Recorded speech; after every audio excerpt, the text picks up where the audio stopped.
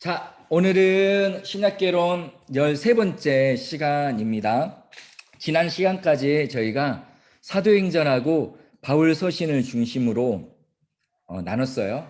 그리고 바울은 AD 64년경에 로마 황제 박해 때 순교하는 것으로 사도행전 또 신약에 기록된 바울 서신들에 대해서 다 살펴봤고, 이제 시대가 좀 바뀌어가기 시작합니다. 본격적으로 박해가 시작됐지만 교회가 어느 정도 조직을 갖추기 시작해요.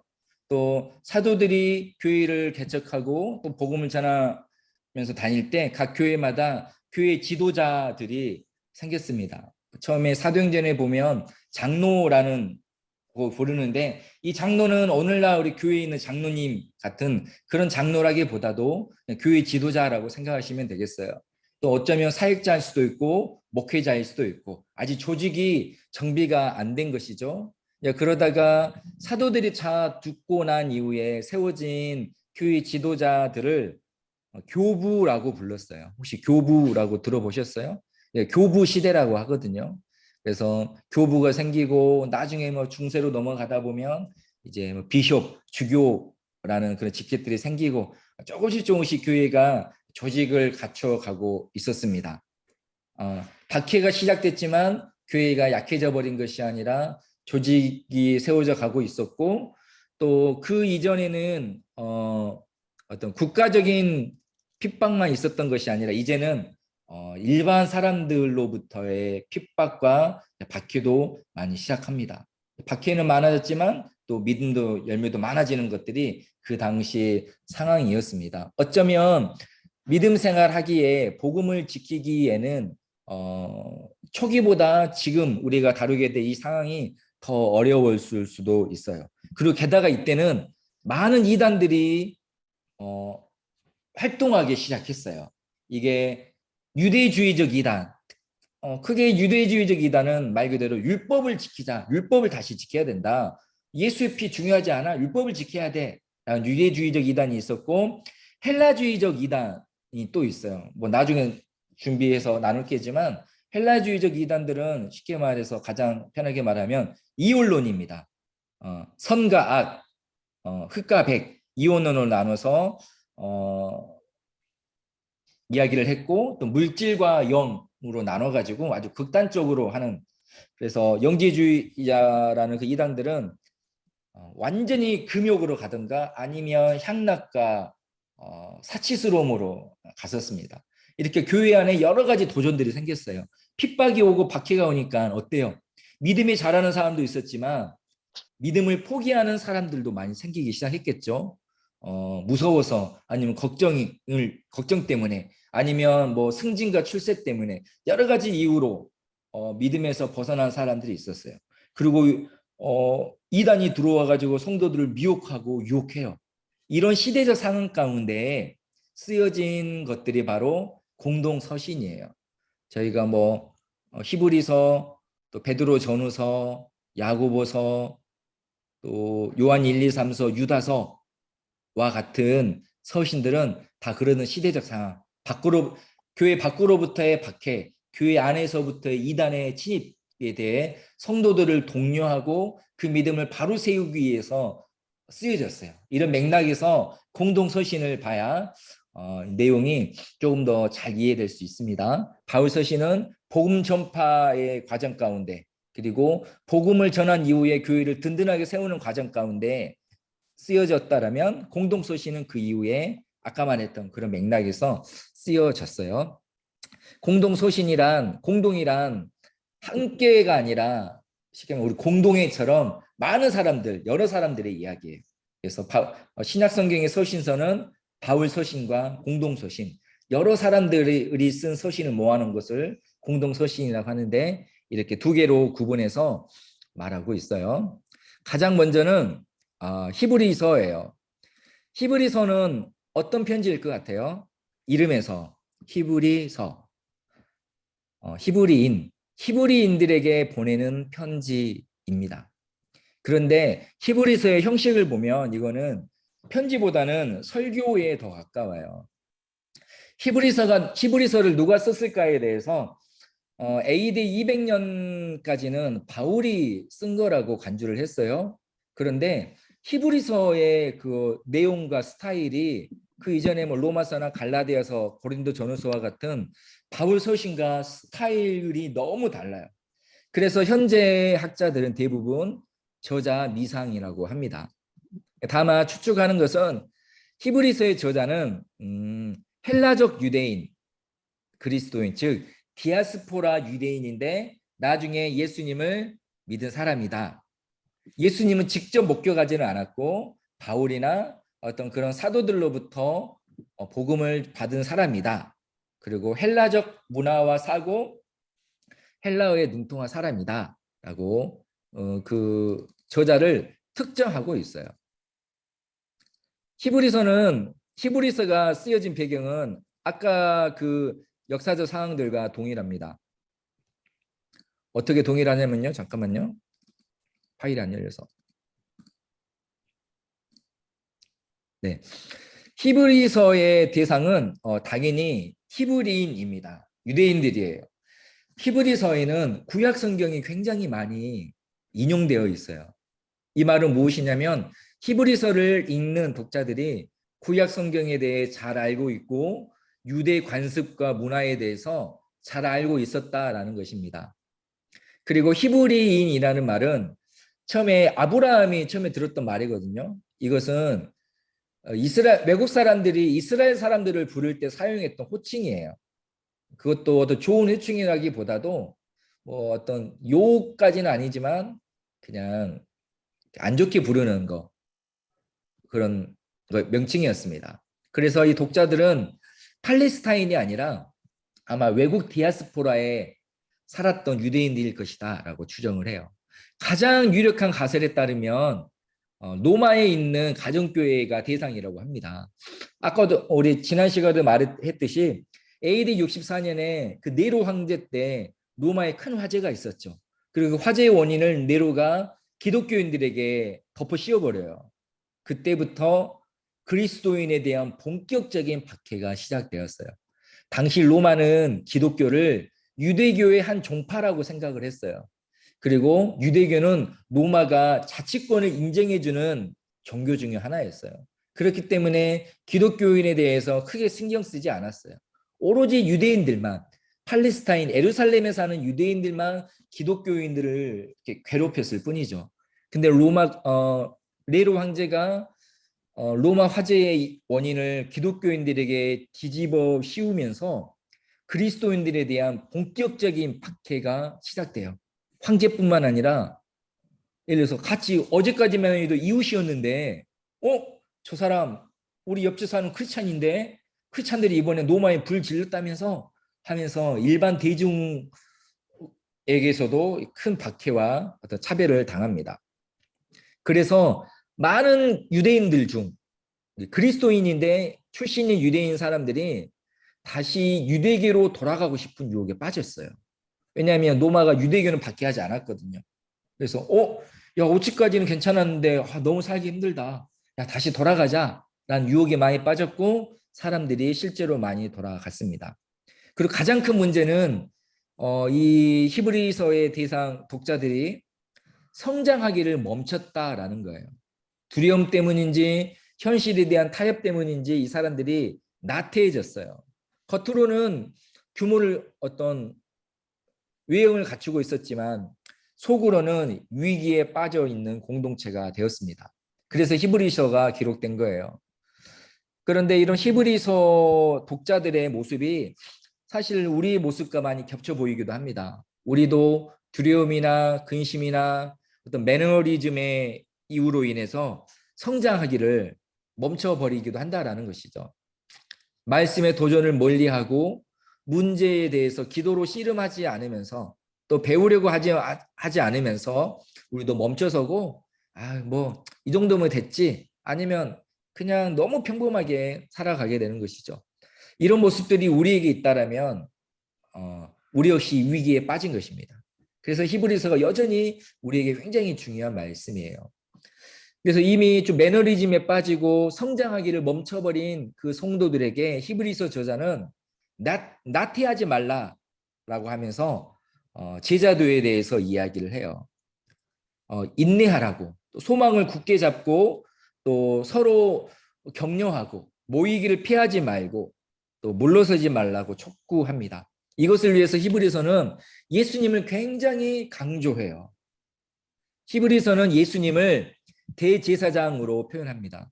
우리 찬양 가사 중에서도 우리 예수님을 대제사장으로 표현하는 찬양 가사들이 있어요. 그런데 히브리서에서만 예수님을 대제사장이라고 해요. 다른 성경에서는 예수님을 뭐 빛, 생명, 소망, 능력, 또 하나님의 어린 양, 뭐 왕, 영원한 왕, 창조주, 구원주라고 하는데 히브리서에서만 대제사장이라고 해요. 이제 어느 정도 대제사장이 어떤 존재인지는 아마 좀 어느 정도 아실 거예요. 1년에 한 번 대속죄일에 대제사장은 지성소에 들어가서 이스라엘의 모든 죄를 대속하는 역할을 합니다. 즉 하나님과 인간 사이를 중재하는 역할이 대제사장입니다.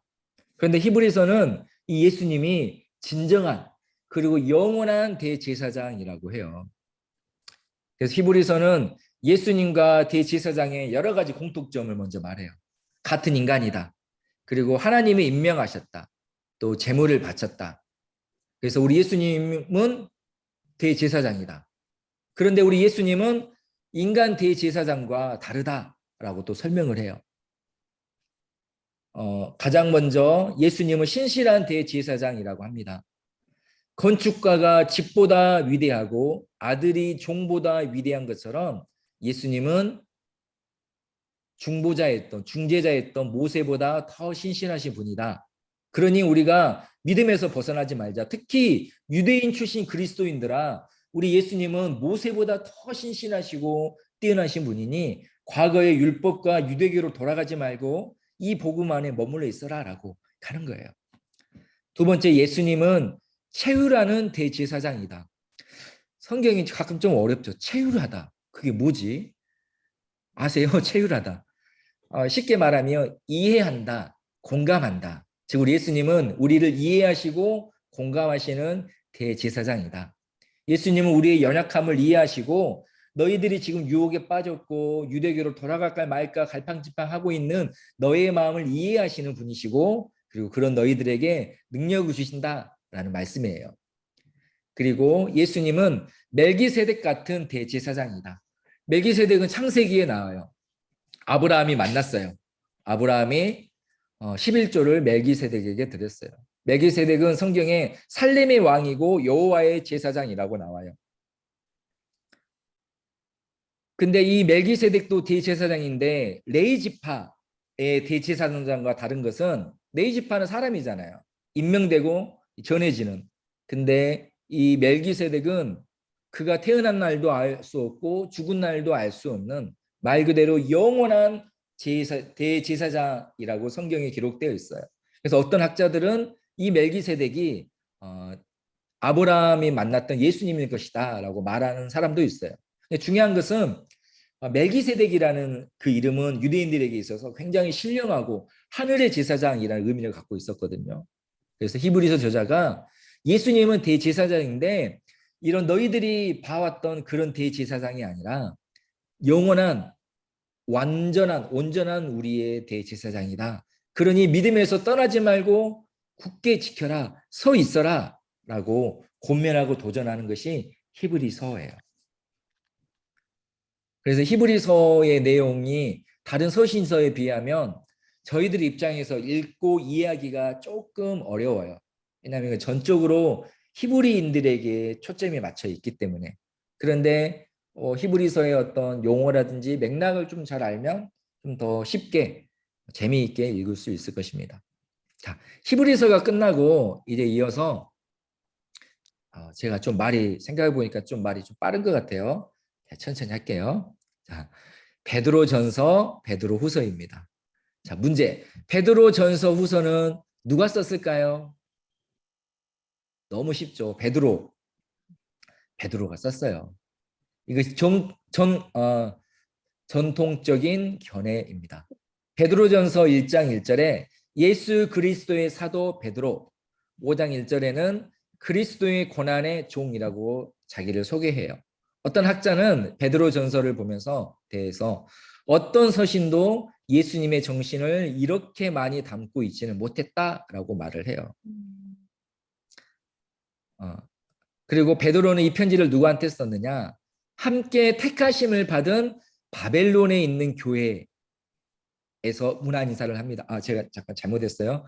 쓴 대상이 그게 아니라 베드로가 이 편지를 어디서 썼냐면 함께 택하심을 받은 바벨론에 있는 교회에서 문안 인사를 한다라고 해요. 즉 베드로가 베드로전서를 바벨론에 있는 교회에서 편지를 썼다는 것입니다. 그렇다면 바벨론은 어디죠? 우리가 구약개론 또 중간사 때 배웠잖아요. 바벨론. 바벨론은 바벨론 제국의 수도죠. 그러면 지금의 이란, 이라크 지역입니다. 그러면 베드로가 바벨론, 이란, 이라크 지역에 있었을까요? 아니에요. 당시의 바벨론은 노마를 가리키는 암호 같은 이름이었어요. 약간 은어였어요. 야, 바벨론에 가면 안 돼. 야, 우리 바벨론에 가자. 이것이 바로 노마를 의미하는 암호였습니다. 따라서 베드로는 이 편지를 노마에 있을 때 베드로전서를 기록했어요. 편지의 대상은 지금의 터키 지역, 소아시아 지역, 베드로가 초창기에 활동했던 지역에 있는 교회와 그리스도인들에게 썼습니다. 그 사람들을 일컬어서 베드로는 흩어진 나그네라고 표현했어요. 그리스 로마 시대에서 나그네는요, 말 그대로 나그네예요. 로마 제국에 체류하고 있는 사람이 아니에요. 아, 뭐랄까, 몸으로는 체류하고 있는데 시민권이 없는 사람이에요.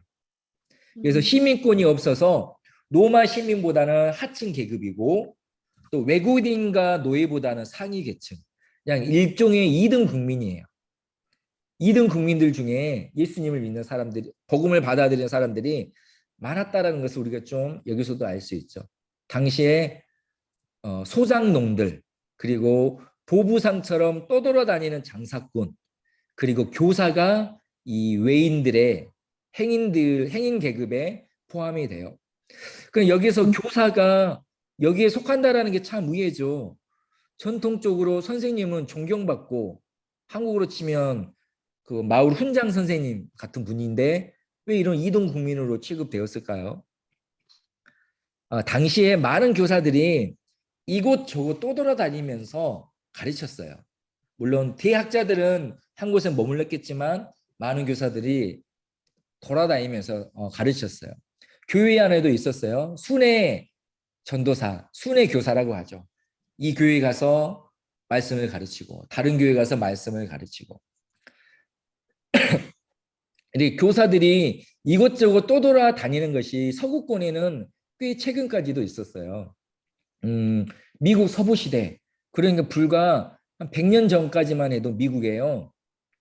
신문을 읽어주는 사람이 있었어요. 문맹률이 아주 높았기 때문에 이 사람은 이 마을 저 마을 다니면서 공연하듯이 사람들을 모아놓고 신문을 읽었어요. 무미건조하게 읽은 게 아니라 아주 재미있게 때로는 연기하는 톤으로 신문을 읽어주었다라고 합니다. 그래서 아무튼 교사가 이런 약간 이등 국민적인 그때 시대적으로 그랬다라는 거예요. 아무튼 베드로전서의 독자들도 고난을 받고 있었어요. 국가적인 박해도 있었지만 앞에서 말했던 것처럼 일반 사람들에게 학대나 모욕을 받고 있었습니다. 특히 이 사람들은요, 그리스도인들의 생활 방식, 사고 방식에 적대적이었어요. 쉽게 말해서 주일에 놀러 안 가고, 그때는 뭐 주일에 놀러 가는 그런 거 없었겠지만 일주일 내내 일했죠. 주일에 일 안 하고 밭일을 안 하고 집안일을 안 하고 이 사람들이 모여서 예배를 드려요. 그런 생활 방식을 비난하고 비판했습니다. 황제의 어떤 그 신상 앞에서 절하지 않는 그리스도인들의 모습을 미워했고 싫어했습니다. 왜 우리처럼 생각하지 않아? 왜 우리처럼 행동하지 않아? 라고 했죠.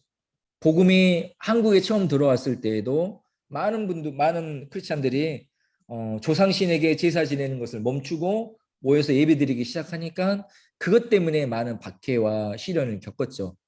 아마 우리 집사님 권사님들 세대는 그건 아니었을 거예요. 아마 어쩌면 부모님 세대, 할아버지 세대는 그랬죠. 저도 얘기 들어보면 그것 때문에 뭐 큰 집과 작은 집의 싸움이 나고 했다라는 이야기도 종종 들었습니다.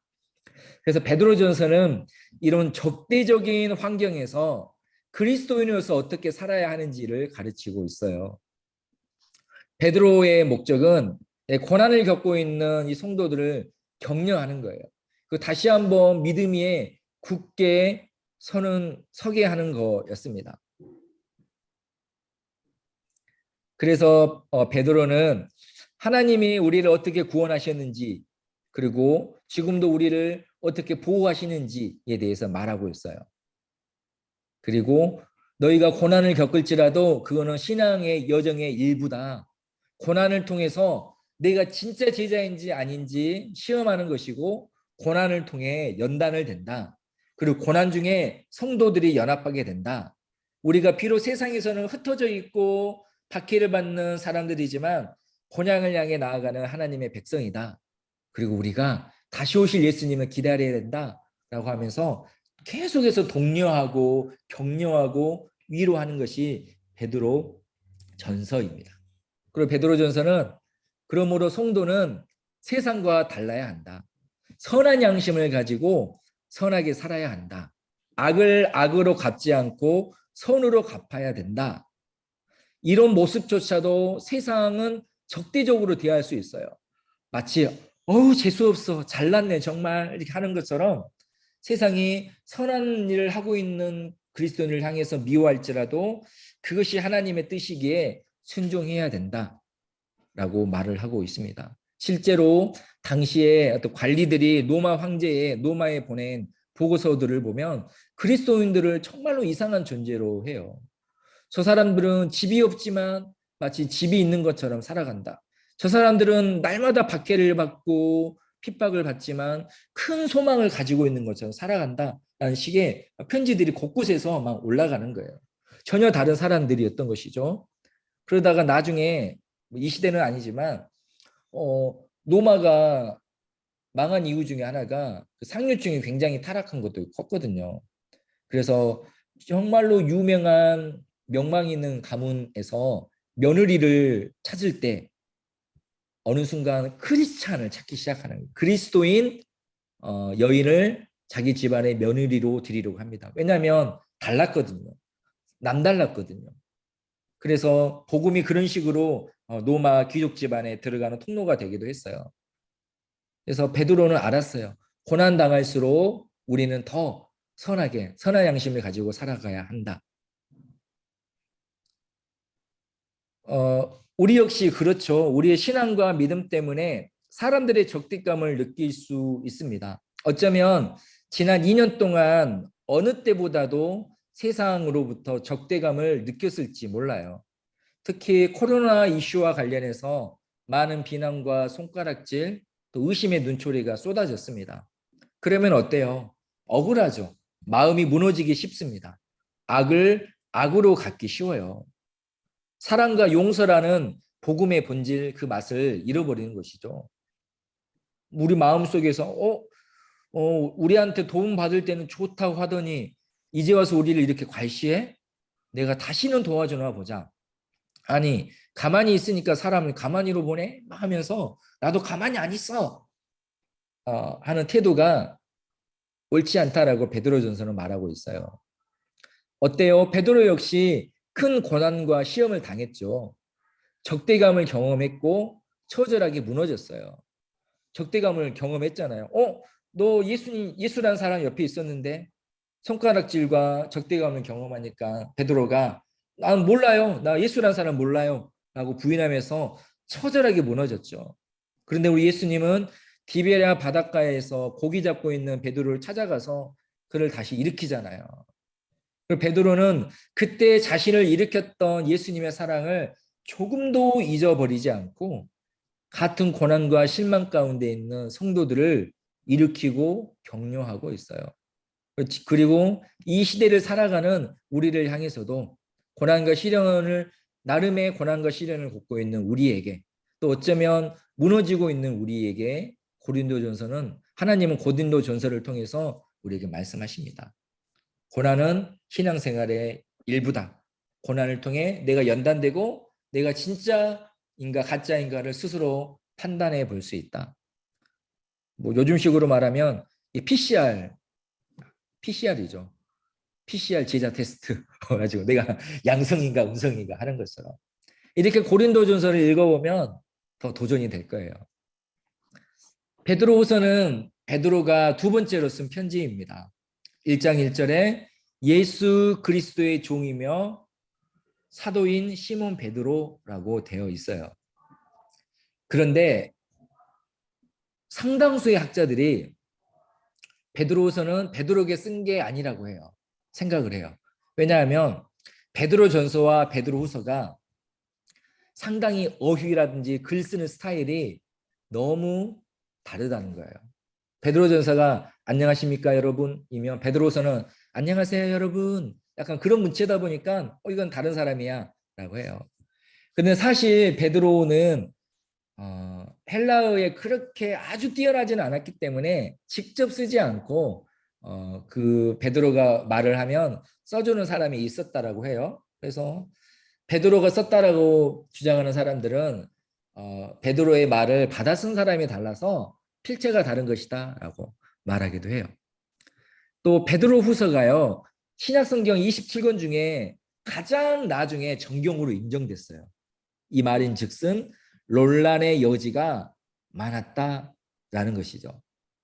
또 어떤 학자들은 베드로후서하고 유다서가 굉장히 비슷해요.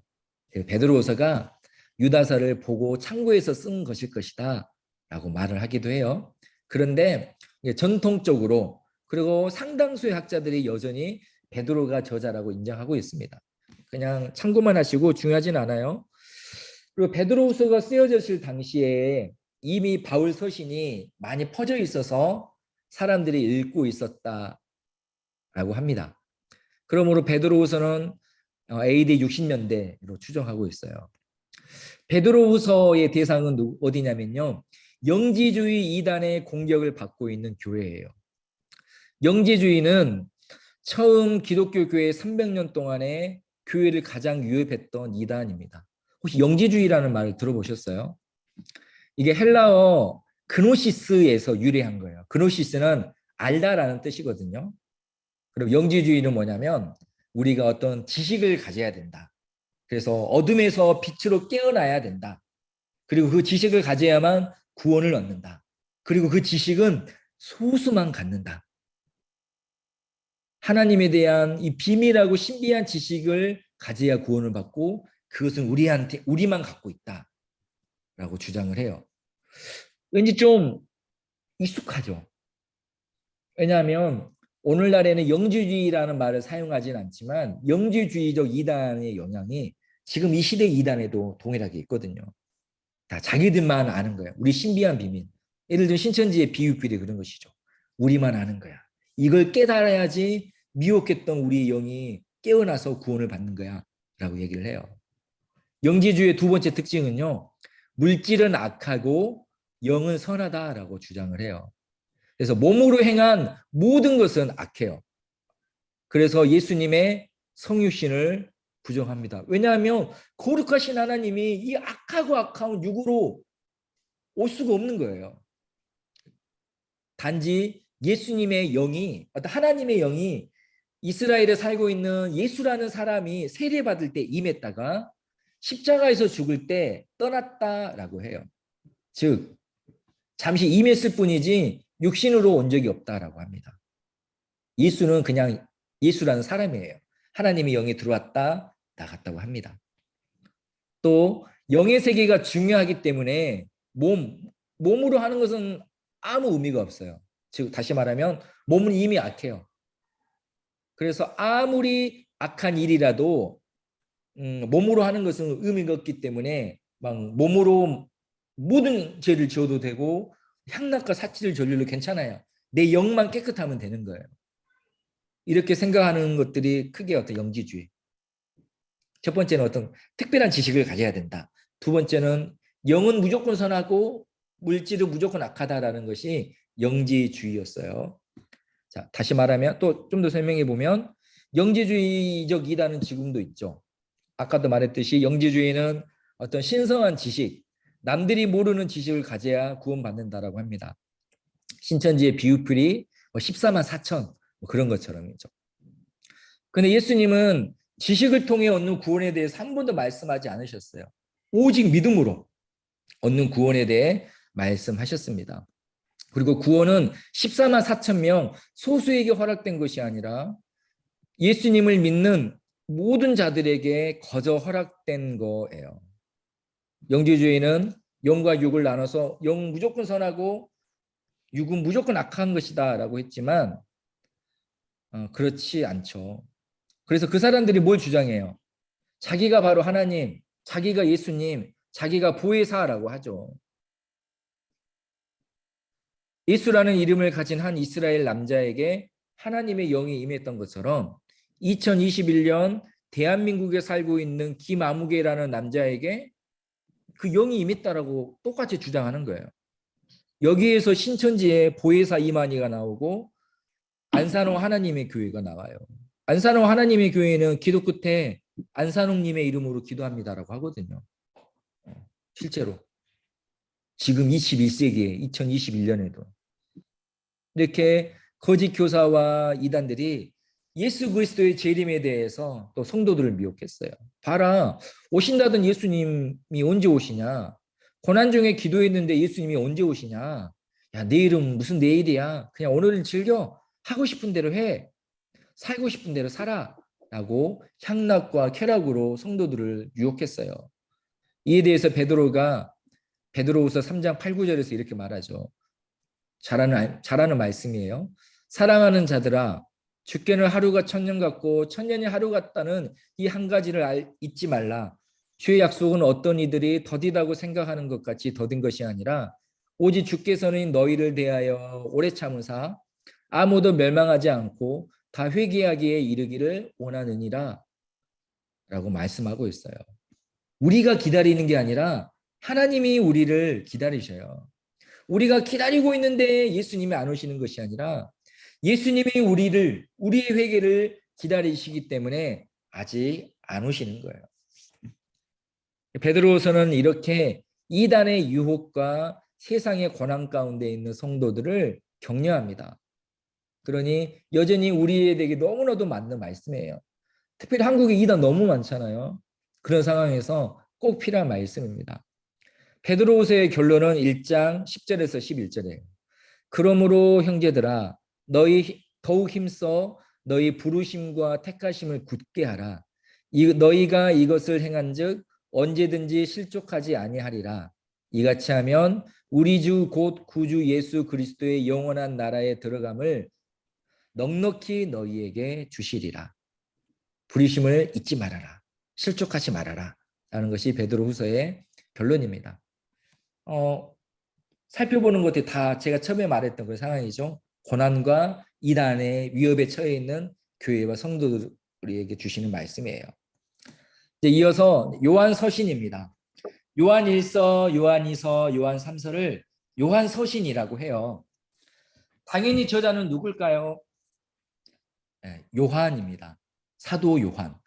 저자의 이름이 편지에는 없지만 요한복음과 어떤 필체, 내용, 스타일, 용어, 담겨있는 핵심 주제 이게 너무나도 똑같아요. 그래서 대부분의 학자들은 저자가 사도 요한이라고 인정합니다. 요한 서신 역시 교회에 몰래 들어온 이단 때문에 쓰여졌어요. 아까도 말했던 것처럼 역시나 영지주의 이단에 대해 경고하고 있습니다. 이 이단은 교회 밖에서 강하게 도전하는 것이 아니라 교회 안에서 은밀하게 사람들을 현혹해요. 복음과 헬라 철학을 교묘하게 섞어서 복음을 훼손해요. 가장 큰 훼손은 역시 성육신을 부정한 것입니다. 선하신 하나님은 악한 물질과는 아무런 관계에도 맺을 수 없기 때문에 하나님은 예수님 안에서 성육신할 수 없어요. 여기서 천지를 창조하신 하나님의 창조를 부정하게 돼요. 이혼론적 사고죠. 이혼론의 끝은 선한 신과 악한 신의 싸움이거든요. 하나님은 선한 신이에요. 악한 신이 따로 있다라는 거예요. 그래서 하나님의 창조, 하나님의 통치를 부정하게 됩니다. 그리고 이 사람들은 그리스도가 육체 가운데 살아있는 것처럼 보였을 뿐이다. 보였을 뿐이다. 이것을 신학적으로 가현설이라고 해요. 가는 가짜, 현은 현현하다. 가짜로 임했다. 그렇게 보였을 뿐이다 라고 해요. 이건 역시 복음을 부정하는 것이죠. 만약에 예수님이 진짜 그리스도가 사람이 되지 않았고 우리를 위해서 죽지 않았다면 어때요? 우리의 죄를 대속하기 위해서 어떤 것도 취해지지 않은 거예요. 하나님이 임한 것처럼 보였다라는 것처럼 우리의 죄도 용서받은 것처럼 보였다가 될 뿐이에요. 얼마나 무서운 말입니까? 속죄도 이루어지지 않았고 구원도 생명도 없다라는 것입니다. 그래서 요한은 요한서신에서 우리가 일반적으로만 사랑에 대해서 생각하는데 아니에요. 요한서신은 예수님의 성육신에 대해서 강력히 주장해요. 요한일서 4장 9절 10절에 보면 하나님의 사랑이 우리에게 이렇게 나타난 바 되었으니 나타났대요. 하나님이 자기의 독생자를 세상에 보내셨대요. 그로 말미암아 우리를 살리려 하심이라 우리를 살리셨대요. 사랑은 여기 있으니 우리가 하나님을 사랑한 것이 아니요 하나님이 우리를 사랑하사 우리 죄를 속하기 위하여 화목제물로 그 아들을 보내셨습니다. 이 짧은 말씀에 예수님이 성육신하셔서 오셨다라는 것을 나타내는 문장이 표현이 너무 많잖아요. 이것이 핵심이었던 거예요. 그리고 이단 경계를 하기 위한 목적 외에도 하나님과의 사귐 그리고 하나님 안에서 성도의 사귐에 대해서도 요한은 강조하고 또 강조해요. 사랑하는 자들아 우리가 서로 사랑하자. 사랑을 하나님께 속한 것이니 사랑하는 자마다 하나님으로부터 나서 하나님을 알고 하나님을 알고 사랑하지 아니하는 자는 하나님을 알지 못하나니 이는 하나님은 사랑이심이라. 사랑하는 자들아 하나님이 이같이 우리를 사랑하셨은즉 우리도 서로 사랑하는 것이 마땅하도다. 누구든지 하나님을 사랑하노라 하고 그 형제를 미워하면 이는 거짓말하는 자니 보는 바 그 형제를 사랑하지 아니하는 자는 보지 못하는 바 하나님을 사랑할 수 없느니라. 이렇게 하나님을 사랑하자. 그리고 하나님을 사랑하면 형제도 사랑해야 돼 라고 해요. 왜 그렇겠어요? 사랑하지 않았어요. 교회 안에서. 왜 안 했겠어요? 고난이 오면 사랑하기 쉽지 않죠. 우리도 내 컨디션 좋으면 다 사랑해요. 온수도 사랑해요. 근데 내 컨디션이 안 좋아요. 아파요. 피곤해요. 막 졸려요. 배고파요. 그러면 그 매일 보는 가족도 사랑하기 쉽지 않잖아요. 내 사랑이 넘치면 뭐 먹을래요? 막 밥 안 내가 힘들면 좀 알아서 먹어 막 할 수도 있잖아요. 저희 집 얘기 아닙니다. 오해하지 마세요. 아무튼 이렇게 꼭 오해하시더라고요. 이렇게 하시면 오해한 게 아니라 네. 이렇게 사랑하지 않았기 때문에 고난이 있었잖아요. 그래서 사랑하기 쉽지 않았어요. 그리고 이단이 오면 어때요? 의심하게 되잖아요. 제가 한국에 있을 때 제일 가슴 아팠던 게 신천지 때문에 가슴 아팠던 게 그들 때문에 하지만 교회에 새로 오시는 성도님들을 막 환영하고 사랑해야 되는데 한편으로 의심의 눈초리를 봐야 되는 거예요. 초반부터 너무 열심히 하거나 너무 막 다가오면 뭐 추수꾼인가? 막 해야 되고 어떨 때는 민증 검사를 할 수 없잖아요. 그래가지고 가끔도 저는 교회가 크니까 와요. 어떤 교회에서 어디 교회인데 혹시 그 교회에 어떤 분 계시냐? 그쪽 교회에서 왔다는데 이런 분이 계셨냐? 라는 것을 들어보면 아니 교회가 성도가 오는 것을 기뻐하고 환영해야 되는데 막 의심해야 되니까 저는 그게 너무 화가 났었거든요. 그러면 근데 한번 그렇게 의심의 눈초리로 보면 신천지인 것 같아, 추수꾼인 것 같아라고 하면 사랑하기 쉽지 않죠.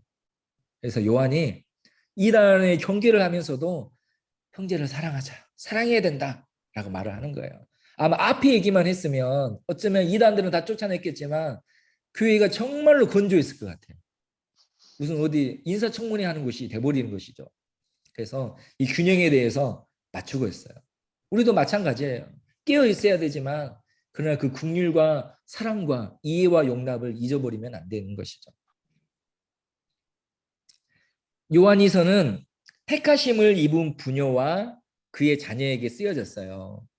택하심을 입은 부녀, 택하심을 입은 그 여인이 누구인가에 대한 견해가 다양하지만 일반적으로 학자들은 이 부녀는 교회다.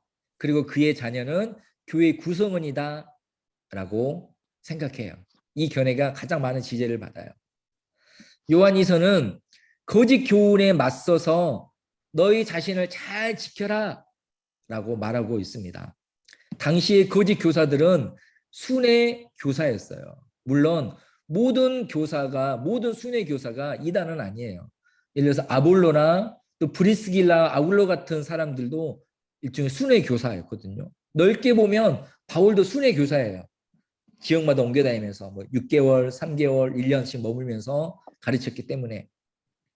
근데 이단이 똑같이 순회 교사들처럼 행동을 한 것입니다. 이들도 바울과 베드로처럼 여러 지역을 다니면서 가르쳤어요. 근데 일반적으로 교인은 어때요? 순회 교사들을 굉장히 환대했어요. 왜냐하면 말씀을 듣고 싶은데 가르쳐줄 사역자가 없는 상황에서 얼마나 반갑겠어요. 우리 누구 선생님 오셨다, 목사님 오셨다라고 하면 성도들이 다 모여가지고 환대하고 열심히 말씀을 들었어요. 그러다 보니 거짓 교사도 환대했어요. 그리고 환대하고 그들의 말을 듣다 보면 그들의 잘못된 교훈이 퍼져갈 수 있었죠. 그래서 사도 요한이 그를 집에 들이지도 말고 인사도 하지 말라라고 강력하게 말을 해요. 물론 그 사전 전제는 있죠. 좀 얘기를 나눠보고 그들이 조금 이상한 얘기를 하는 것 같으면 그냥 그들하고 관계하지 말아라. 그들을 너희 집에 들이지 말아라 라고 합니다. 한국에는 집집마다 다니면서 포교 활동을 한 이단들이 있죠. 대표적인 게 여호와의 증인 있고 안산홍 하나님의 교회도 굉장히 집집마다 다니면서 포교 활동을 해요. 지금은 외부인을 집에 들이는 것을 굉장히 조심하는 시대가 되었기 때문에 쉽지 않겠지만 십수년 전만 해도 많이 있었어요. 그 요한이서 말씀처럼 이런 이단은요, 멀리하는 것이 좋고 쓸데없는 변론을 피하는 것이 좋습니다. 선교단체에서 사역하는 한 간사님 이야기인데 이 간사님은요, 이단이 찾아오면 똑똑똑 하면 좋은 말씀 전하러 왔습니다라고 하면 일부러 그분들을 집 안으로 모신다고 합니다. 그래서 안방에 앉혀놓고 차도 내어주고 과일도 깎아주면서 극진히 대접을 한대요. 그렇다고 해서 뭐 네가 맞네 내가 맞네 갑론을박 논쟁을 하는 것도 아닙니다. 그리고 그들을 교화시키려는 것도 아니에요.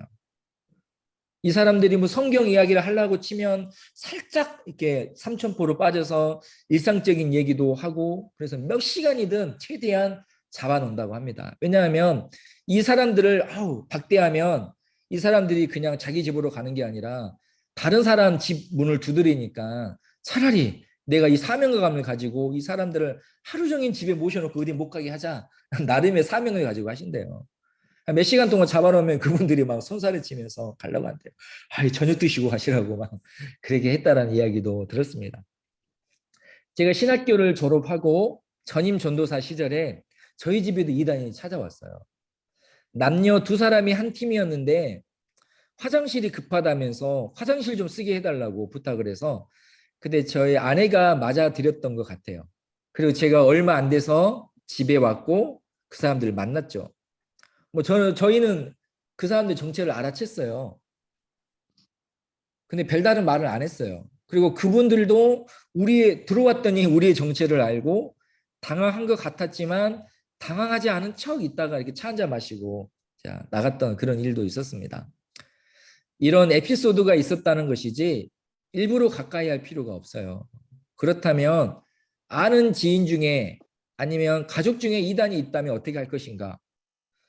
이것은 워낙 케이스가 다양하다 보니까 무조건 어떻게 해야 된다라고 단정해서 말하기는 어려워요. 그렇지만 그들의 사상이나 믿음에 대해 이야기하지 않는 것이 좋아요. 그런 이야기를 하려고 하면 그냥 자리를 피하거나 아니면 아예 그런 얘기는 안 하고 일상적인 얘기만 하는 것이 낫습니다. 차라리 무신론자나 다른 종교인과 얘기하는 것이 낫지 어떤 기독교 이단과 얘기하는 것은 하지 마세요. 왜냐하면 뭐 무신론이나 다른 종교는 명확해요. 생각이 우리가 다르다는 것이. 그런데 기독교 이단은 분별하기 쉽지 않거든요. 듣다 보면 솔깃하고 그런 것 같고 선악과처럼 먹음직도 하고 보암직도 하면서 빠져들게 되는 것이죠. 그래서 멀리하는 게 가장 지혜롭습니다. 멀리하는 게. 요한 3서는 사도 요한이 가이오라는 사람에게 쓴 편지예요. 요한은 찾아오는 설교자, 순회교사, 사역자를 섬기는 데에 대해서 말하고 있어요. 그 사람들을 그분들을 섬기는 것이 마땅하고 그들을 섬기는 것은 바로 이 진리를 또 복음 전파를 하는데 동역하는 것이다. 우리 한국 교회에서 보내는 선교사 그런 얘기 하잖아요. 뭐 그런 차원에서 이야기를 합니다. 그런데 사도 요한이 디오드레베라는 사람 이야기를 해요. 이 사람이 굉장히 잘난 척하고 교만했습니다. 교회에서 으뜸되기를 원해요. 가장 높은 자리에 서기를 원합니다. 이 사람들이 이 디오드레베는 사역자들을 맞이하지 않아요. 그리고 옆에 있는 성도가 사역자를 맞이하려고 하면 그것을 방해하기까지 했어요. 또 사도 요한에게 굉장히 적대적이었습니다. 학자들은 이 디오드레베가 이단은 아니지만 야망을 가진 탐욕스러운 사람이다. 였을 것이다라고 해요. 또 반면에 데메드리오라는 사람, 이름이 헷갈리죠. 디오드레베, 데메드리오. 그냥 듣기만 하시면 됩니다. 이 데메드리오라는 사람은 평판이 좋았고 복음에 충실한 삶을 살았어요. 요한이 결론은 뭐냐면요. 요한이 가이오에게 너는 가이오야. 디오드레베를 본받지 말고 데메드리오를 본받아. 하나님의 사역자들을 섬기고 그들을 섬기는 것으로 하나님 나라의 확장을 위해 동역해. 겸손하게 그리고 은혜롭게 사랑하고 섬겨라고 말을 하는 것이 요한 3서의 핵심 내용입니다. 이렇게 요한 서신은 1, 2, 3서예요. 명확하죠? 어떤 이단에 대해서 경계를 하고 그러나 공동체 안에서 섬기고 사랑하고 용납하고 이해하라 라고 말을 하고 있습니다. 그리고 마지막으로 유다서예요. 유다서의 저자는 누구일까요? 너무 쉽죠. 유다입니다. 자, 유다라면 어떤 유다일까요? 유다가 많잖아요. 대표적인 게 가룟 유다도 있죠. 야고보의 형제 유다예요. 야고보는 누굴까? 예루살렘 교회의 지도자였던 바울이 왔을 때 바울을 변호하고 또 바울로 하여금 잡히지 않도록 서원을 행하도록 했던 그 야고보입니다. 야고보는 예수님의 육신의 형제이죠. 그러므로 유다 역시 예수님의 육신의 형제예요. 마리아와 요셉 사이에 예수님의 육신의 부모님 마리아와 요셉 사이에 4명의 아들이 있었어요. 야고보, 요한, 유다, 시몬, 야요, 유시 4명이 있었고 딸들도 2명 정도 있었다라고 합니다. 아무튼 그런데 이 유다가 자신을 어떻게 소개하냐면요.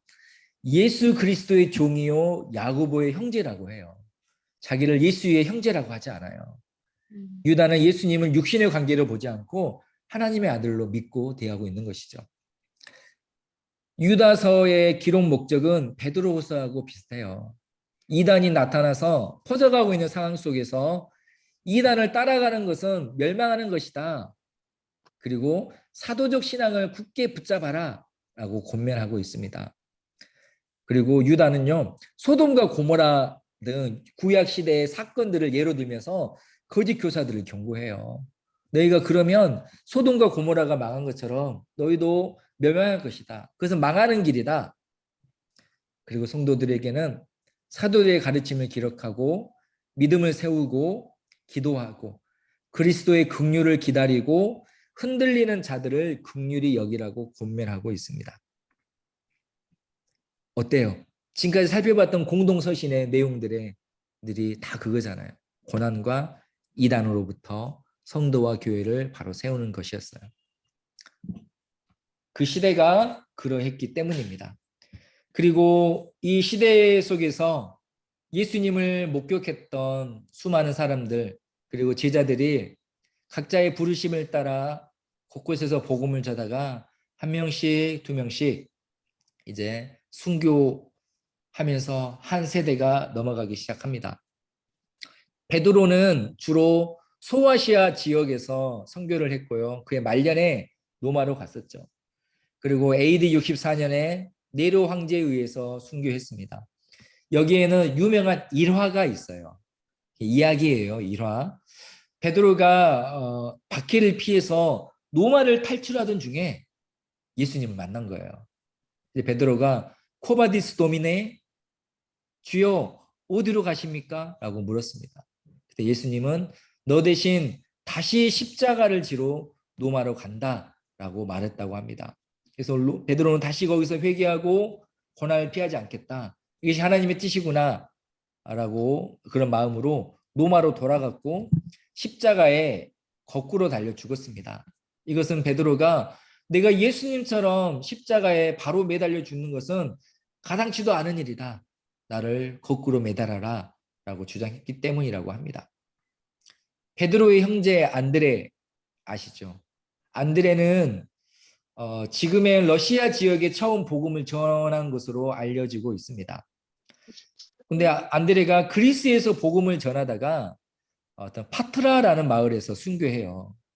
총독이 안드레를 이단이라고 체포해서 처형하였습니다. 그리고 안드레는 이런 십자가가 아니라 X자 십자가에 매달려 죽어요. 이것은 X가 그리스어로 알파벳으로 그리스도의 첫 자를 크리스트가 X거든요. 그래서 X자를 안드레가 선택해서 나는 X자 십자가에 매달아 달라라고 부탁을 했다고 합니다. 그리고 세베대의 아들 야고보는 요한의 형제죠. 사도행전 12장에서 헤롯에 의해 칼에 찔려 죽어요. 첫 번째 순교자입니다. 그리고 사도 요한은 12제자 중 유일하게 순교하지 않고 반모섬에서 유배 생활을 하다가 수명을 다해 하나님 품에 안겼습니다. 또 빌립 사도는요.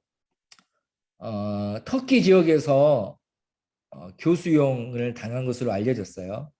그리고 빌립 사도는 죽으면서 자기 시신을 세마포가 아니라 파피루스, 종이, 갈대잎으로 만든 종이로 둘러싸달라고 요청했다고 합니다. 우리 주님처럼 세마포로 시신을 덮을 수 없다라는 얘기였죠.